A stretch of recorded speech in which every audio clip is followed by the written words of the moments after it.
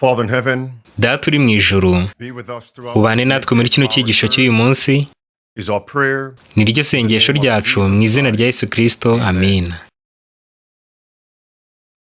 Greetings. Muraho neza, ndabasuhuje cyane. Mwebwe abadukurikiye muri ku isi yose, ndetse namwe abaturebye bwa mbere, murakaza neza mu cyigisho cy'uyu munsi. Ibi ni ibyigisho bidukangura mu bya mwuka, muri runo rugendo turimo tujya mu ijuru. Ni njyewe mwigisha Andrew Henriquez. Ikaze kuri buri umwe, ikaze kuri buri wese, muri bino byigisho by'ijambo ry'Imana bitwongera imbaraga. None bene data, kubw'ubuntu bw'Imana, turacyari bazima kandi turacyari ku rugamba. Kandi nanone kubw'ubuntu bw'Imana, tugiye kuvuga ukuri kuko hariho intambara irimo kubaho. Kandi muri iyi ntambara, hari abari kwigenderamo benshi. Kandi bene data, nutsindwa muri iyi ntambara, uzahigwa murimbutse. Ndi kuvuga ku ntambara y'ibya mwuka. Kandi kino ni igihe ku bwoko bw'Imana kugira ngo buvuze impanda kandi buvuze impuruza.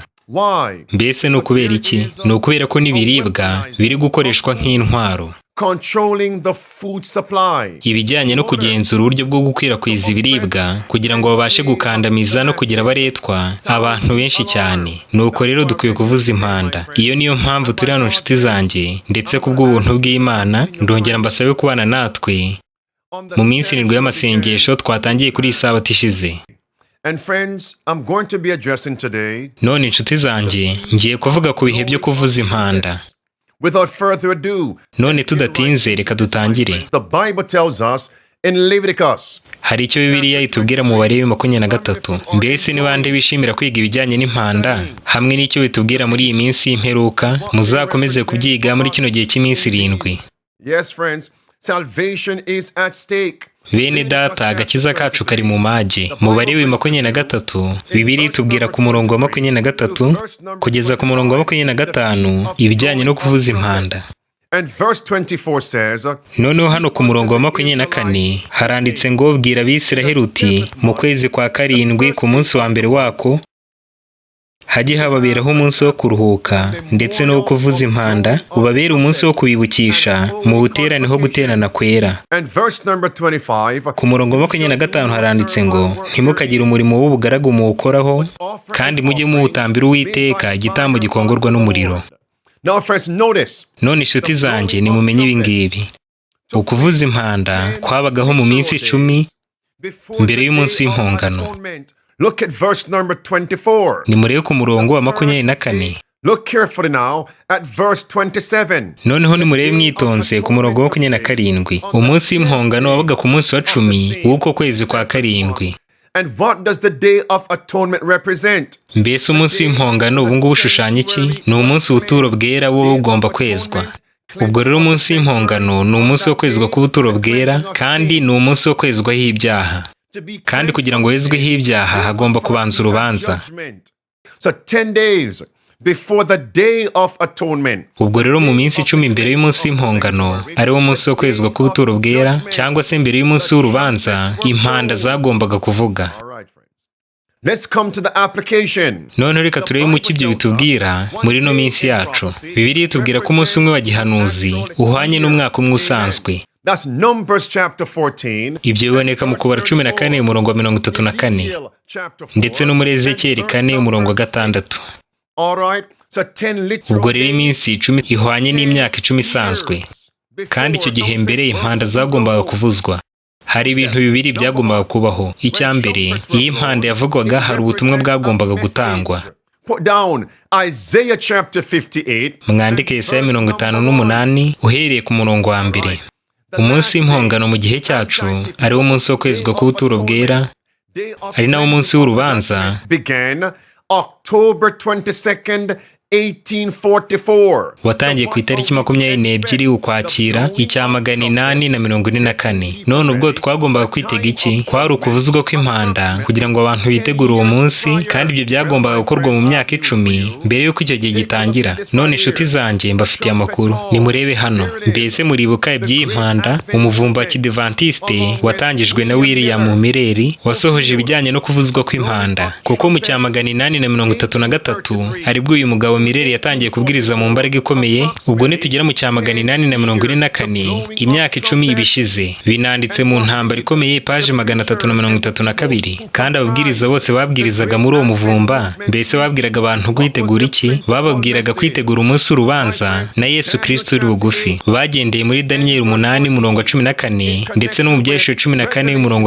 na 7. Verse 7, fear God and give glory to him. Ahanditse ngo mwubahe Imana muyihimbaze, kuko igihe cyo gucira abantu urubanza gisohoye. Mbese murimo murabibona bene data? Icyo nshaka ko buri wese yitaho ni iki ngiki. 1844. Kuva mu mwaka w'icya 844, ari naryo tangira ry'umunsi w'urubanza, impanda zaravuzwaga. Muri make ubutumwa bukomeye bwatangiye kubwirizwa cyane mu isi yose. William Mireri na bagenzi be b'ababwirizabutumwa bibanze cyane muri Leta Zunze Ubumwe za Amerika. Nuko icyo gihugu cya Amerika cyabaye ihuriro ry'ubwo butumwa. And what were they preaching? The first angel's message. Mbese ababwirizabutumwa babwirizaga iki? Babwirizaga ubutumwa bwa marayika wa mbere n'ubutumwa bwa marayika wa kabiri. Babwiriza bati iraguye Babuloni, kandi bati n'igihe cyo gucira abantu urubanza kirasohoye. Nuko mumenye iki ngiki kandi ntimukibagirwe. Ukuvuzwa kw'impanda kwakozwe na William Mireri na bagenzi be, bagukoze cyangwa se bavugije izo mpanda, barimo baratanga umuburo ko urubanza kagenzuzi rugiye gutangira. Icya kabiri, ubwo ni ikitureba twebwe mu minsi y'imperuka. Imana yaraduhagurukije. Ubwo ndavuga buri mukristo wese w'umudivantiste w'umunsi wa karindwi wizerwa, kugira ngo avuze impanda. Mbese ni ukubera iki?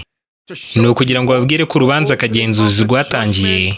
Noneho kandi by'umwihariko ikirenze ibyo, ababwire ko urwo rubanza rugiye kugera ku musozo. Niyo mpamvu turi abantu bihariye, ni uko tugomba kuvuza impanda. Icya kabiri, tukanavuga ko uwo munsi urubanza ugiye kugera ku musozo. Ubwo rero dukwiye kuvuza impanda. None se n'ubuhe butumwa bwerekana ko urubanza kagenzuzi rugiye kugera ku musozo? Buboneka mu Ibyahishuwe 14 kuva ku murongo wa 9 kugeza ku murongo wa 16. The third angel's message. Ubwo ndavuga ubutumwa bw'abamarayika batatu. Ubwo butumwa ni bubwirizwa mu isi yose, Kristo azahita agaruka. None mu Ibyahishuwe 16 umurongo wa 1 n'uwa 2 havugamo ibijyanye n'ikimenyetso cy'inyamaswa. Ibyo kandi bigakurikirwa n'ibyago 7 by'imperuka. Noneho ku murongo wa 17 itangazo rigatangazwa ngo birarangiye. Nuko nguko bimeze. Ubwo rero turasabwa kuvuza impanda mu buryo bwose. Ni ukugira ngo bigende gute? Ni ukugira ngo twereke abantu yuko dusatira isozwa ry'urubanza kagenzuzi. Bibiliya itubwira mu kubara igice cya 10 ko impanda yavuzwaga ku mpamvu ebyiri zonyine. Mbese ngo ni impamvu zingahe? Ni impamvu ebyiri z'umwihariko. Impamvu ya mbere ni ukugira ngo abantu bahurizwe hamwe. Ibyo biri mu kubara igice cya 10 umurongo wa 1 kugeza ku wa 4 ndetse no ku murongo wa 7. Mbese muri kureba muri Bibiliya zanyu? Ndavuze ngo ni mu kubara igice cya 10 umurongo wa 1 kugeza ku wa 4 ndetse n'umurongo wa 7. Impanda yagombaga kuvuzwa kugira ngo abantu bahurizwe hamwe. Impanda kandi nanone yavuzwaga iyo byabaga ari mu gihe cy'intambara. Ubwo intambara yabaga yegereje, impanda yaravuzwaga hakongerwaho n'impuruza. Nuko rero impanda yaravuzwaga ndetse n'inkuru zikavuzwa. Ku murongo wa 9 muri icyo gice haranditse ngo nimujya kurwana n'ababisha babakandamiza, mujye muvuza impuruza cyangwa ikondera mubifatanyije n'impanda. None ni iki kitubwira yuko turi mu gihe cy'intambara? Ni ifaranga ry'ikoranabuhanga, kandi ni ibyangombwa birimo gushyirwaho ku isi yose bitanga uburenganzira bwo kugenda. Ni irangamuntu y'isi yose y'ikoranabuhanga, kandi ni ubuyobozi bumwe bw'isi, ni n'iyobokamana rimwe ry'isi. Ni ukwihuriza hamwe kw'itorero na leta. Ibi bikorwa byose hamwe n'ibindi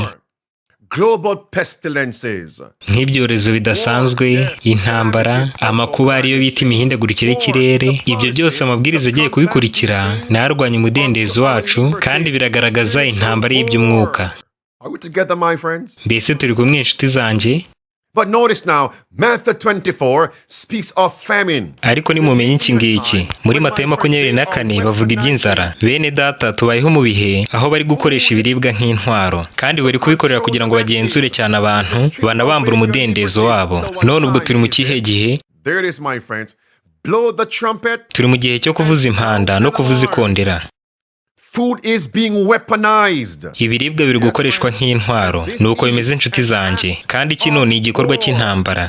None inshuti zanjye, hari amagambo ngira ngo mbasangize ari muri manuscript ya 5 page 305. Haranditse ngo mu Buhinde, mu Bushinwa, mu Burusiya no mu mijyi y'Amerika ibihumbi byinshi by'abagabo n'abagore bari kwicwa n'inzara. Arakomeza ngo abakomeye cyane bafite ubushobozi bitewe n'uko ari bo bafite imbaraga bari kugenzura isoko, bararangura ibicuruzwa byabo ku giciro gitoya cyane ariko bakabigurisha ku giciro cyo hejuru cyane. Arakomeza ngo ibi ngibi bisobanuye inzara ku matsinda y'abakene kandi bizarangirira mu ntambara y'abaturage.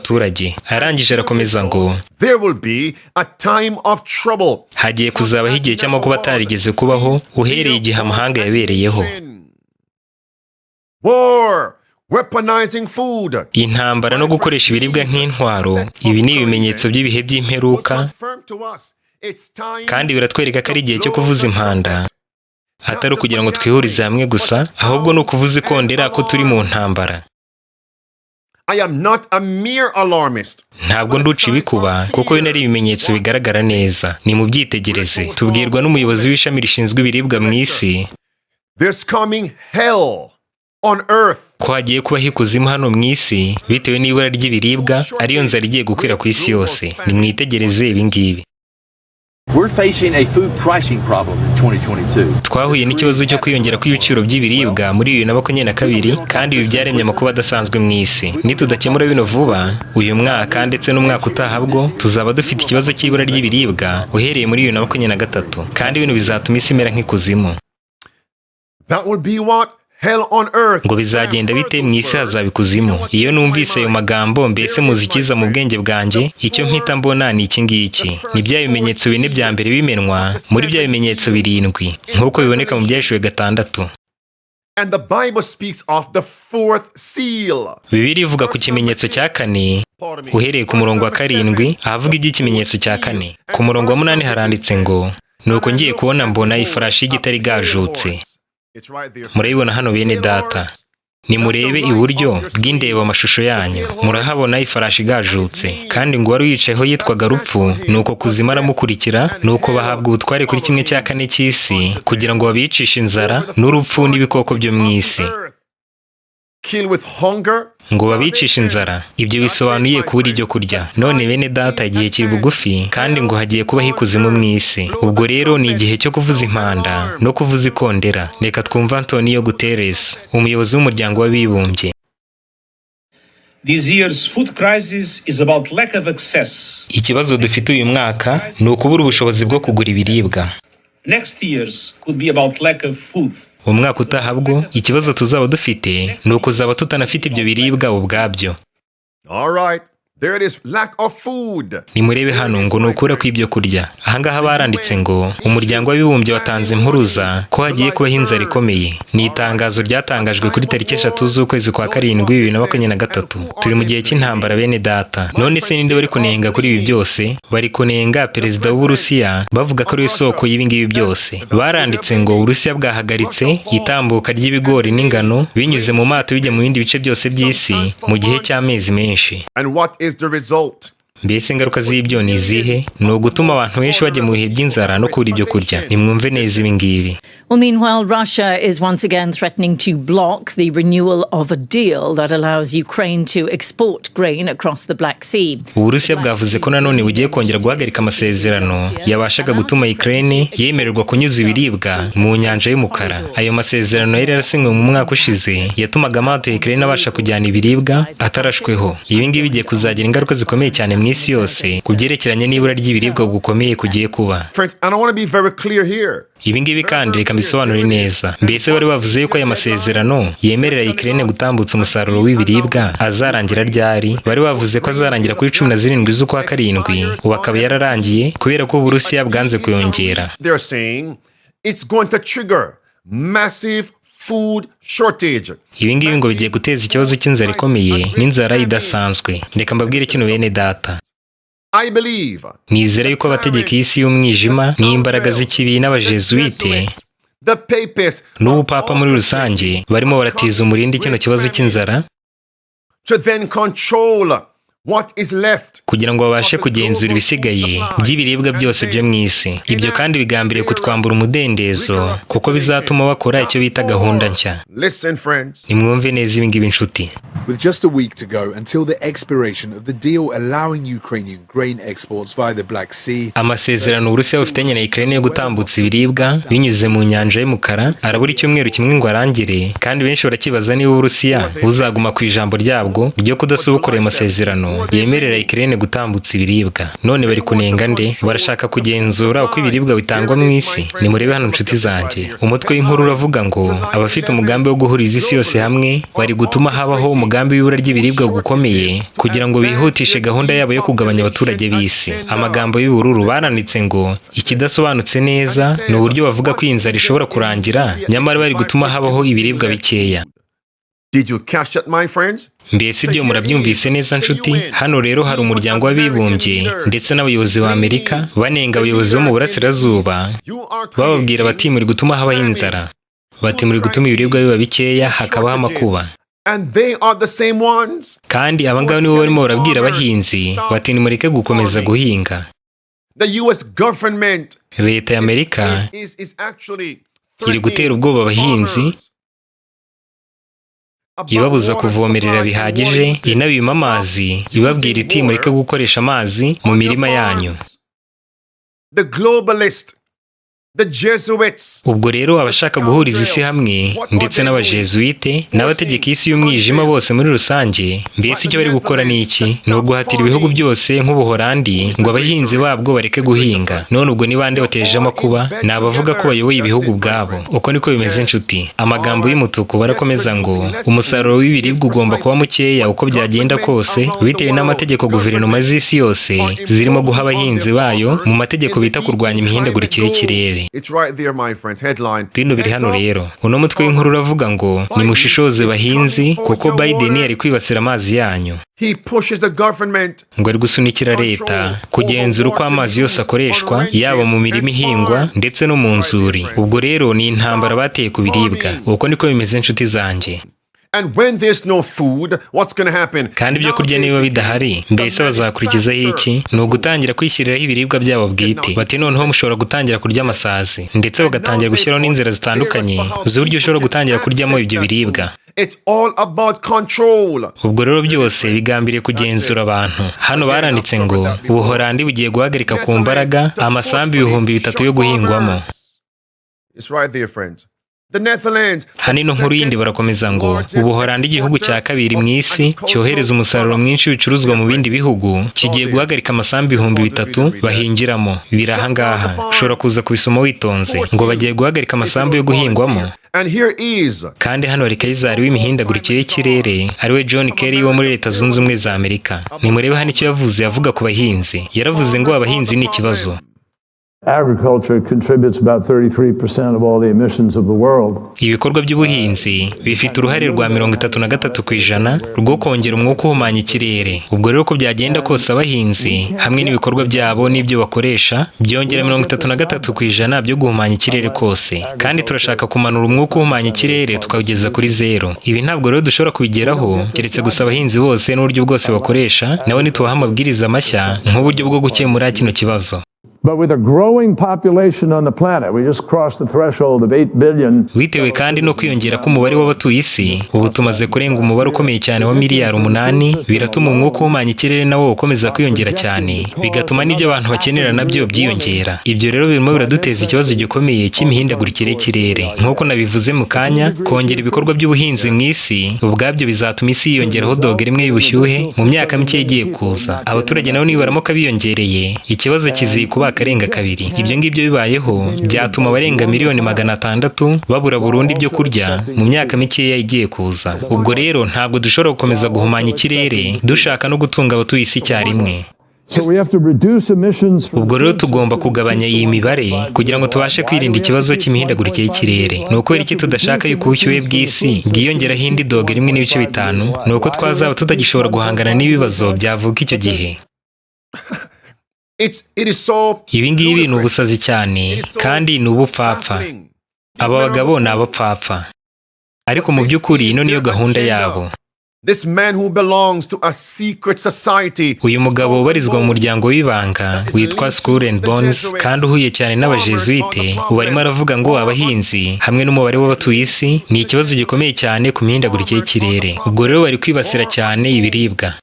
Nimusoma ariya magambo y'umweru. Uyu munsi tugiye kuganira ku mumaro w'abahinzi mu cyerekezo cyo guhindura isi mu buryo burwanya imihindagurikire y'ikirere. Uruhare rwanyu bahinzi ruroroshye cyane kandi ni urunguru. Mugomba kuvaho burundu. Mbese ni ukubera iki? Ni ukubera ko murimo muritambika muri gahunda zacu nshya no mu mitekerereze yacu ikomeye igambiriye kugenzura abaturage bose b'ubumwe bw'Uburayi. Ibintu bizakomera cyane mu gihe cya vuba aha ngaha. Ibiribwa bigiye kuboneka bizaba ari bikozwe cyane mu nganda kandi bivanzemo amasazi aturutse mu burasirazuba bw'isi. Abakire gusa nibo bazashobora kugura ibiribwa bisanzwe byahinzwe mu butaka. Ubwo rero intambara ku bahinzi twayitangiriye mu Buholandi. Binyuze mu mategeko mashya barashaka gutwara ubutaka babukuye mu maboko y'abahinzi maze bakabuhereza icyiciro gishinzwe imiturire, bitewe n'uko ubuhinzi bwigenga ari ikintu kibi cyane mu gihugu cyacu no ku baturage muri gahunda yo kugenzura abantu. Abahinzi bo muri Croatia bari gusaba uburenganzira bwabo ndetse n'abandi bo mu bihugu by'ubumwe bw'Uburayi kandi bavuze yuko batazarambirwa. Yes, war friends. And that's why I believe. Iyi niyo mpamvu nizera yuko Imana igiye kohereza icyorezo cy'inzara kikibasira ibintu byabo bikomeye kubera ko gahunda zabo zuzuyemo gukandamiza.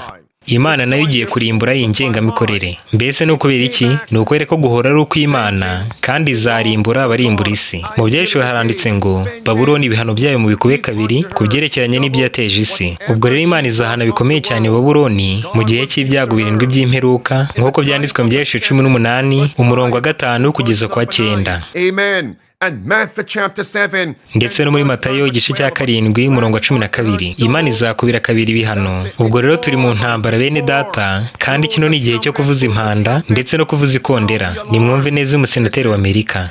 This could be a worldwide reason for war. Ibura ry'ibiribwa inishobora kuba impamvu y'intambara ikomeye cyane igiye kuba mu isi.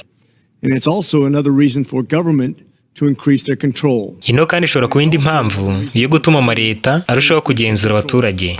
There is always a reason for people to turn to the government to solve the problems that the government created. Hari impamvu nyinshi zumvikana zituma abaturage bahindukirana leta kugira ngo ikemure ibibazo bwayo yabateje. Impamvu ibura ry'ibiribwa rigomba kwitabwaho cyane ni ingiye.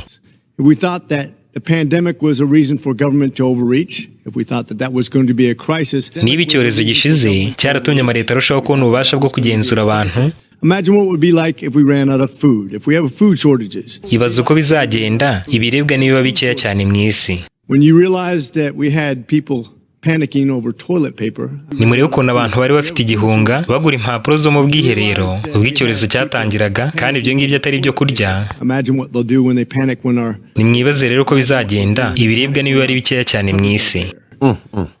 It's coming. Ubwo rero biraje. Mbese icyo dukwiye gukora ni iki? Ni ukuvuza impanda ndetse no kuvuza ikondera. Henry Kissinger, umunyapolitiki ukomeye cyane, yaravuze ngo ugenzura ibiribwa agenzura abaturage, ugenzura iby'ingufu akagenzura imigabane, kandi ugenzura amafaranga akagenzura isi.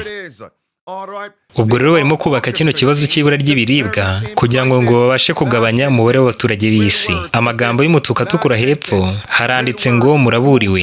You have been warned. And friends, that's why the Bible tells us. Kandi inshuti zanjye, ino niyo mpamvu Bibiliya itubwira muri Matayo 24 iti mwirinde abahanuzi b'ibinyoma. And many times we read that scripture. Akenshi iyo dusomye ayo magambo dutekereza ko abahanuzi b'ibinyoma bari mu bwoko bw'abungeri gusa cyangwa abigisha mu by'iyobokamana. Hano hari uburyo bwa kabiri ibyo nayo babwiramo. Abahanuzi b'ibinyoma nanone bari mu rwego rwa politike. Ibyo biri muri Matayo 24 umurongo wa 3 wa 4 n'uwa 24.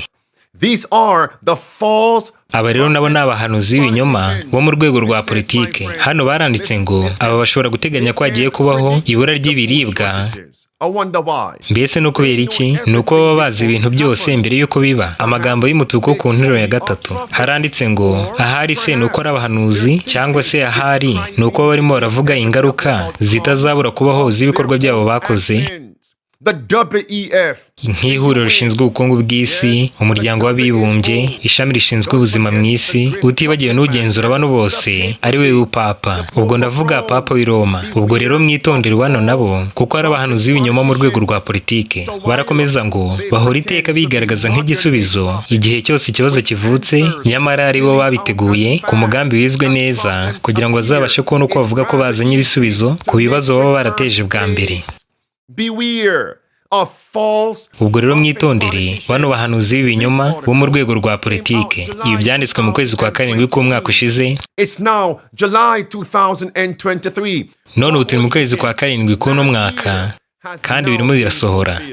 Blow the trumpet. Ubwo rero dukwiye kuvuza impanda no kuvuza ikondera. Mbese mwigeze mwumva ku bijyanye no gushyira ibintu byose mu ikoranabuhanga?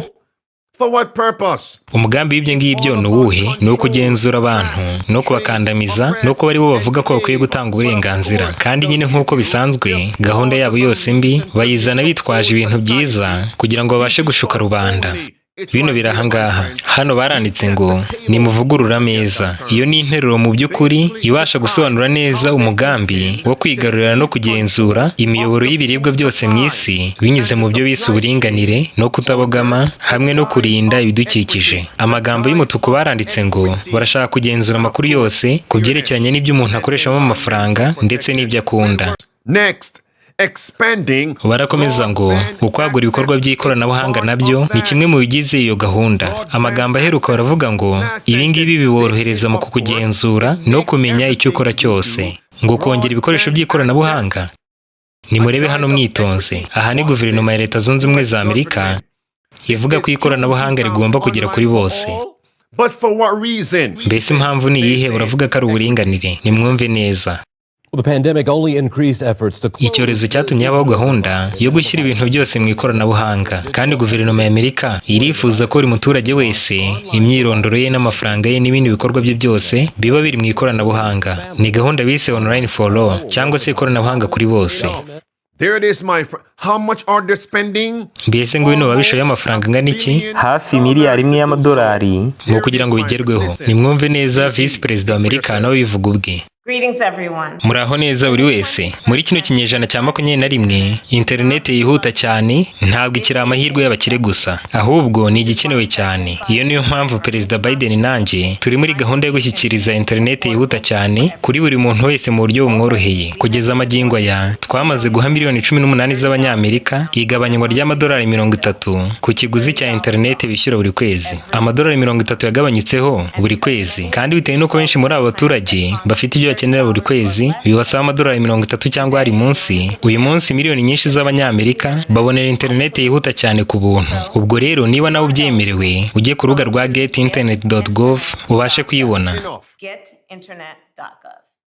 Take care. No.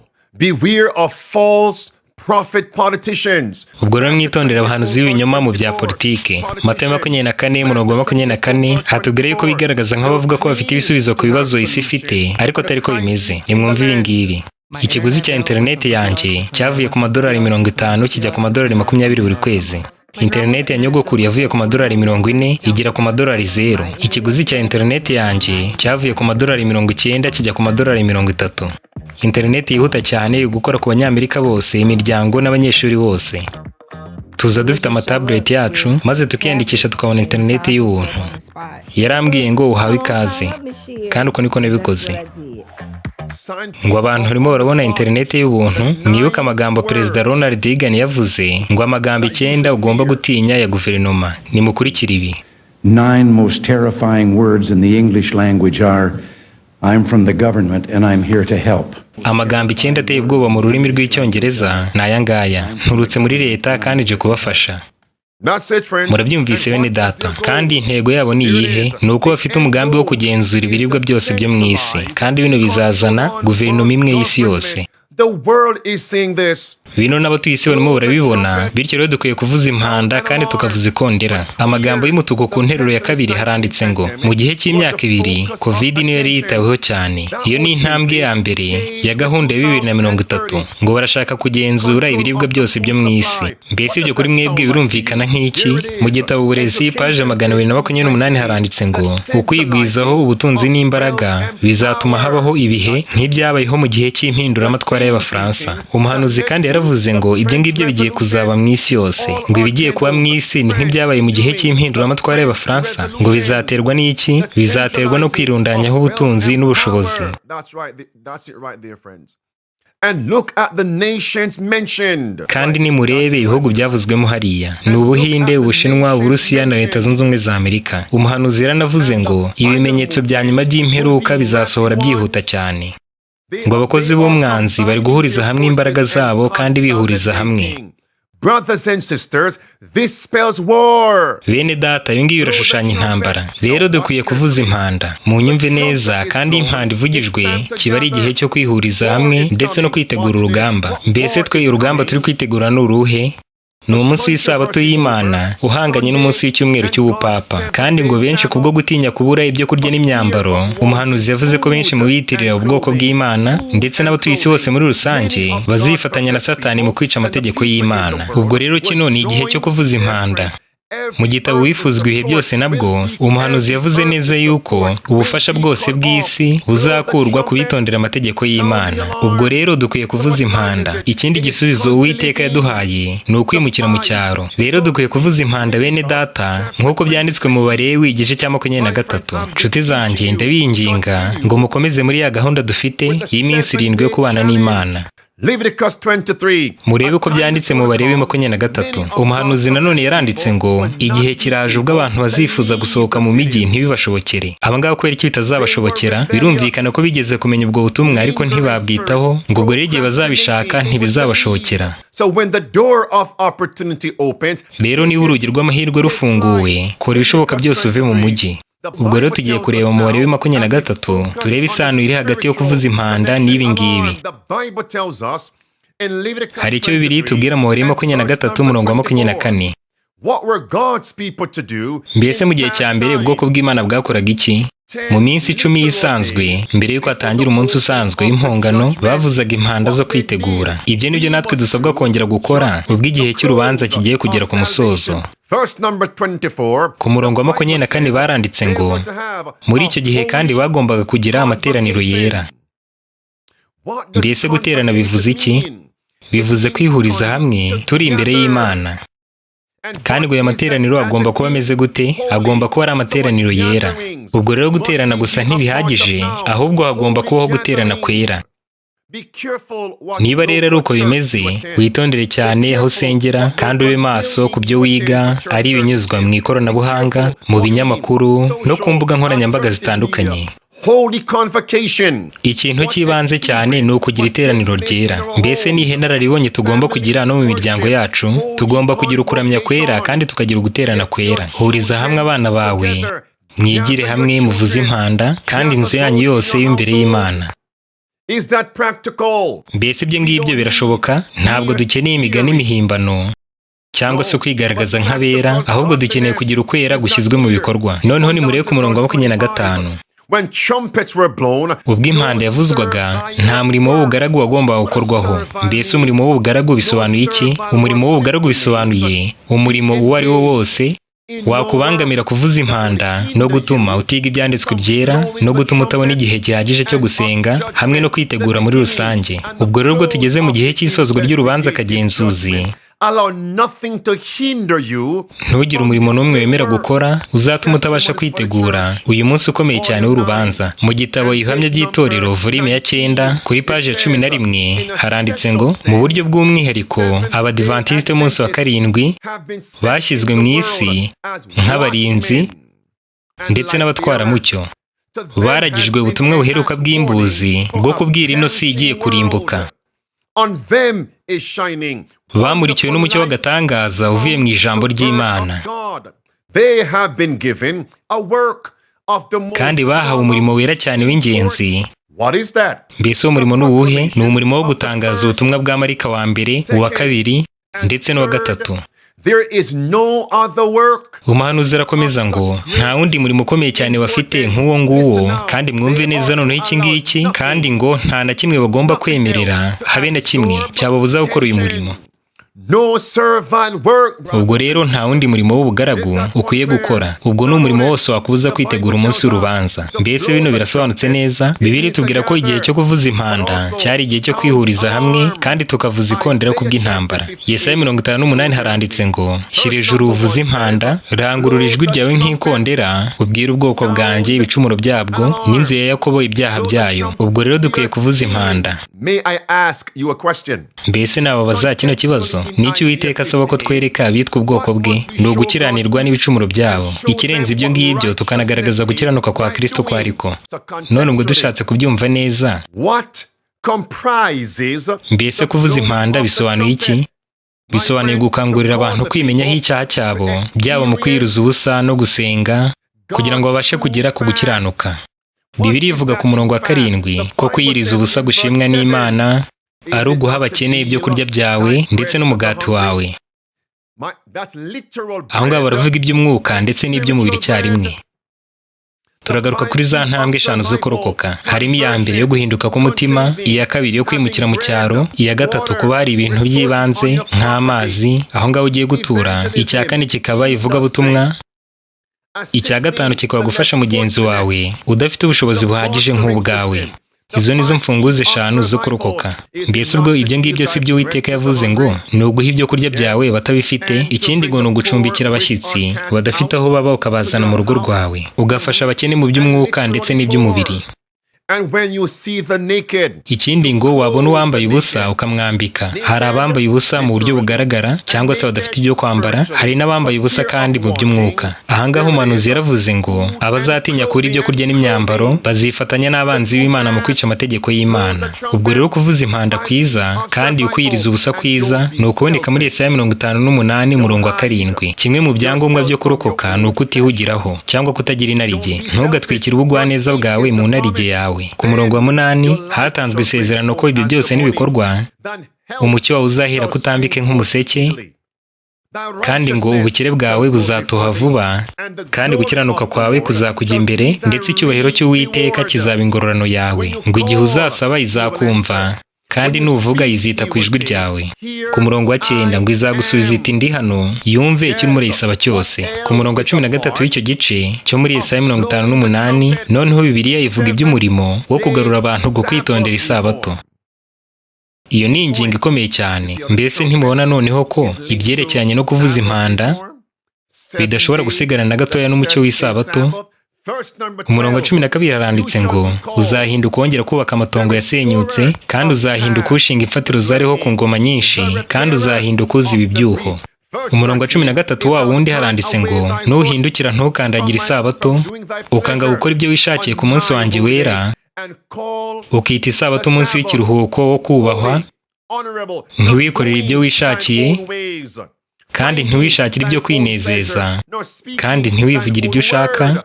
Ku murongo wa 14 hahita handikwa ngo nuko uzishimira Uwiteka, nanjye nzaguha kurambagira mu mpinga z'igihugu, kandi nzagutungisha gakondo y'abasogokuruza Yakobo. Ngo akanwa k'Uwiteka niko kabivuze. Mbese ibyo ngibyo bizaba ryari? Bizaba ubwo Uwiteka azabaje. Let's get back here. Blow the trumpet. Reka noneho tugaruke hano. Dukwiye kuvuza impanda. Hari icyo Bibiliya itubwira mu gitabo cya Yoweri. None hari icyo nababaza. Mbese ano mabwiriza mugiye kuyashyira mu bikorwa mu buzima bwanyu? Muri Yoweri igice cya 2 umurongo wa 1 haranditse ngo Blow the trumpet in Zion. nimuvugirize impanda i Siyoni, muvugirize ikondera ku musozi wanjye wera. Among God's professed people. Ubwo ni ukuvuga ko ari mu bitirirwa izina ry'Imana, ndetse no mu Adventiste umunsi wa 7. Umurongo wa 15 haranditse ngo muvugirize impanda i Siyoni, mutegeke kwiyiriza ubusa. Ngo kwiyiriza ubusa, ibyo biratugarura kuri kwa kwiyiriza ubusa k'ukuri ko mu gitabo cya Yesaya igice cya 58. Ayo magambo twayasomye kandi twavuga ngo amena, ndetse aho ngaho Bibiliya idusobanurira neza ukwiyiriza ubusa k'ukuri uko ariko. Ubwo dukwiye kwiyiriza ubusa gutyo kandi dusenga.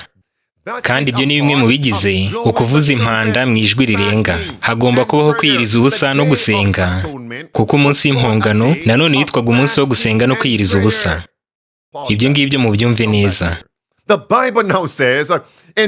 Noneho Bibiliya ivuga ku murongo wa 16 iti muteranye abantu. Mbese bino muri bibona nshuti zanjye, ubwo hagomba kubaho nanone guterana kwera. Barakomeza ngo muteranye abakuru n'abana n'abakiri ku ibere. Ubwo abo ngabo tuvuga ni abahindutse bashya vuba. Ibyo mbijyanye mu buryo bw'ibyamwuka. Barakomeza ngo umukwe nasohoke mu nzu ye n'umugeni asohoke mu nzu yarongorewemo. Mbese muzi n'ikindi, ngiye kuba nsubikiye aha ngaha, ibindi ni mu cyigisho kizakurikira. Ubwo rero ikintu cy'ibanze no guterana kwera.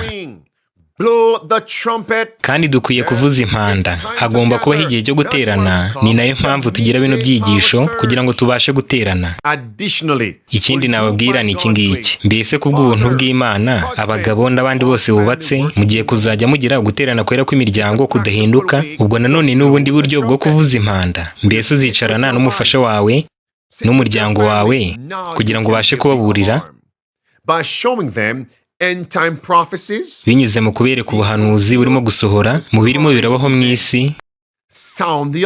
Ukwiye kuvuza impanda. Aho ngaho kandi ntukwiye kwibagirwa n'umurimo wo kwigisha umwiteguro ukenewe wo kwakira ubutumwa bwiza. Ikindi hari n'umurimo ugaragara wo kwitegura, ndetse uwo murimo ugomba gukorwa mu kwizera. Ngo ugomba gukorwa gute? Ugomba gukorwa mu kwizera. Mbese ugiye gushyira mu bikorwa ibyo twize uyu munsi? Reka dukomeze ku byerekeranye no kuvuza impanda. Bibiliya ivuga mu gitabo cya Yosuwa igice cya 6 ku murongo wa 3 kugeza ku wa 5, Bibiliya ivuga aya magambo. Aha ni igihe ubwoko bw'Imana bwari bugiye kwinjira mu gihugu cy'isezerano aricyo Kanani. Icya mbere bagombaga gutsinda Yeriko. Reka mbabwire icyo ibyo bitubwira. Mbere yuko twinjira mu bwami bwo mu ijuru ariyo si nshya, Babuloni igomba kugwa, kandi hagomba gutangazwa ngo iraguye Babuloni ikomeye, bitewe n'uko ari umurwa wa maraya, nk'uko ni Yeriko naho hari mu murwa wa maraya. Ndetse urugero na Rahabu ubwe yigeze kuba ari maraya. Ubwo urumva ni igishushanyo no gusura kwabyo, kandi birumvikanisha ko ibikorwa byabayeho mu gihe cya kera byongera kwisubiramo. Mbese ubwoko bw'Imana bwagombaga gukora iki? Bagombaga kuvuza impanda bayobowe n'ijwi ry'Imana. Gusa ibyo ngibyo byagombaga gukorwa ku munsi wa 7. Mbese n'iki bagombaga gukora kuva ku munsi wa mbere kugeza ku munsi wa 6? Bagombaga kuzenguruka Yeriko. Ibyo biri ku murongo wa 3 kugeza ku murongo wa 5. Itegeko ryari ryatanzwe gusa ngo nimuzenguruke Yeriko. Ariko ku munsi wa 7, umunsi wa 7 w'isabato, mbese icyo bagombaga gukora ni iki? Bagombaga kuvuza impanda ikarangurura cyane. Mbese icyakurikiyeho ni iki? Ku murongo wa 20 haranditse ngo Yeriko yaraguye. Yego niko bimeze nshuti. Bavugije impanda mu ijwi rirenga, bararangurura cyane. None nimumbwire, mbese kuvuga gusanzwe kwari gutuma Yeriko igwa? Niko bimeze? Igisubizo ni oya. None nimunyumve neza. Igihe barangururaga, hari undi muntu nawe waranguriye cyane. Mbese uwo muntu ninde? Musome mu kubara 23, kuko nabyo bifite aho bihuriye cyane.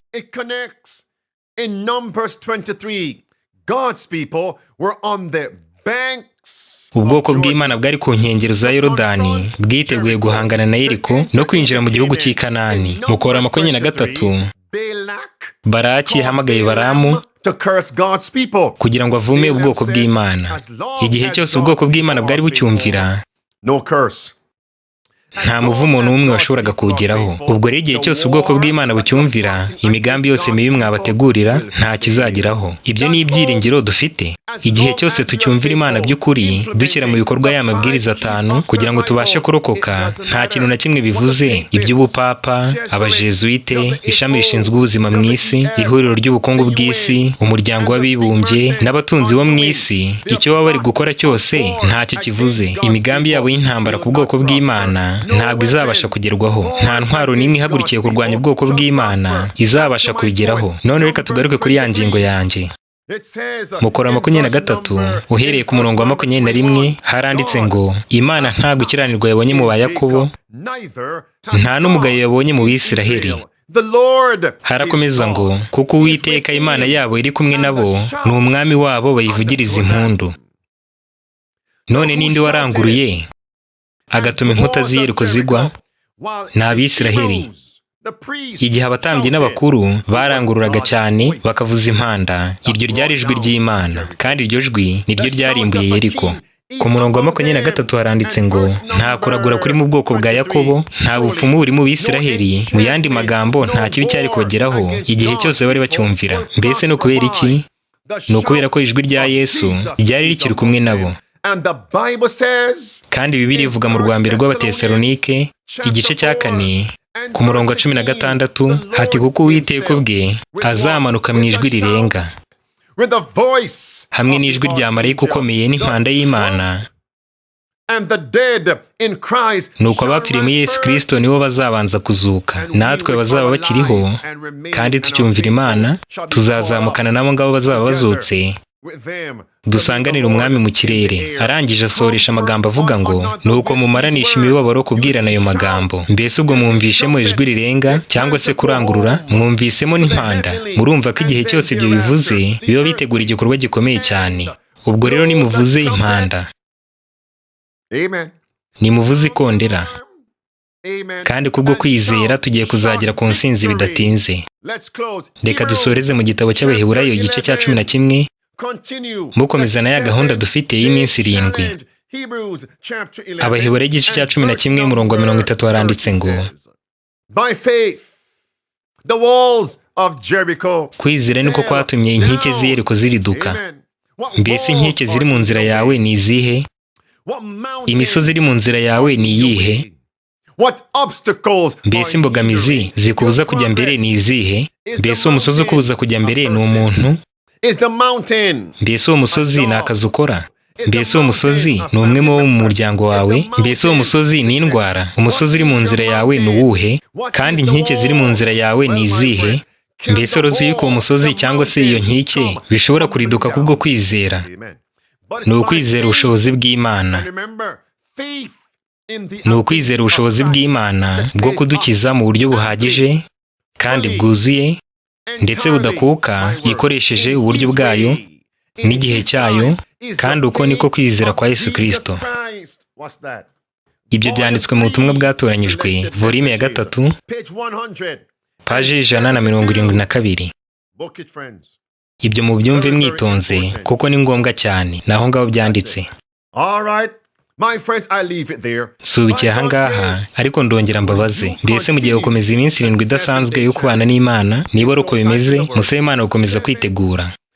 Mbese uyu munsi mwumvise ubutumwa kandi murabusobanukirwa ku bijyanye no kuvuza impanda? Mbese mwumvise ubutumwa bwo kuvuza ikondera? Kino ni igihe cyo kwitegura. Tugomba kwitegura mu bya mwuka ndetse n'iby'umubiri. Ubwo ndavuga mu ngo zacu, mu buzima bwacu, kuko ari urugendo rw'ibya mwuka.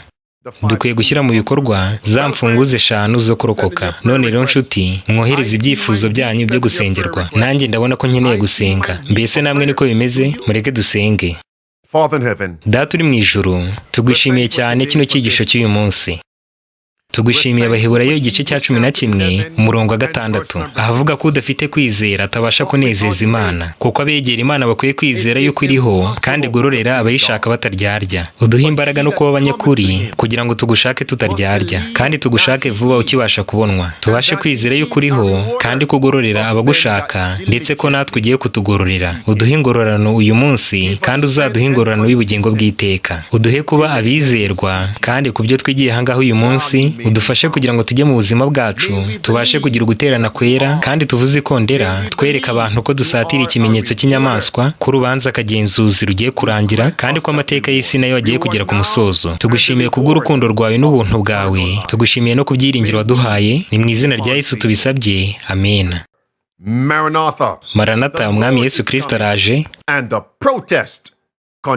kandi ubuprotestanti buracyakomeje. Mwitegure kandi mugumye mwiteguye, mubashe no kwiteguza abandi.